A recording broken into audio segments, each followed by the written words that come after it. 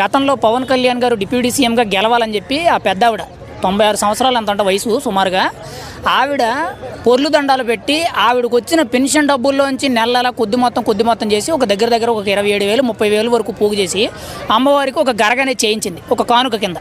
అది చేయించిందే కాక పూజలు పునస్కారాలు ఇవన్నీ చేసి ఒక మొక్కుకుంది పవన్ కళ్యాణ్ అనే వాళ్ళు గెలవాలి అని చెప్పి. ఆ మొక్కు తీర్చుకున్న తర్వాత ముఖ్యంగా పవన్ కళ్యాణ్ని కలవాలని ఉంది, తనతో ఒకసారైనా మాట్లాడి భోజనం చేయాలని ఉందన్నాడు. ముఖ్యంగా ఆవిడ ఎప్పుడు కోరుకుందో ఇదంతా ఎప్పుడు జరిగిందనేది బ్యాక్ స్టోరీ మనకైతే తెలియదు. కానీ నిన్న ఆ పెద్ద ఆవిడ పవన్ కళ్యాణ్ గారి కార్యాలయంలో పవన్ కళ్యాణ్ గారికి కలిసినప్పుడు ఎలా ఉందనంటే వాళ్ళిద్దరికీ కూడా ఏదో జన్మజన్మల రుణబంధం అన్నట్టు ఒక మామ ఒక మనవడు వాళ్ళిద్దరు ఏదో బాగా ఒక 10-15 ఏళ్ళ నుంచి ఒక మంచి రిలేషన్లో ఉండేటట్టు, ముఖ్యంగా వాళ్ళిద్దరి మధ్య కూడా ఒక మంచి అనుబంధం ఉండేటట్టు ఇద్దరు కూడా సరదాగా మాట్లాడుకుంటూ ఆ నులక మంచమే కూర్చొని కబుర్లు చెప్పుకుంటుంటే ఆ వీడియో చూసిన ప్రతి ఒక్కరికి కూడా అసలు ఎవరికి కూడా కళ్ళు ఆగలేదు. ఎందుకంటే అంత ఆప్యాయంగా అనిపించింది.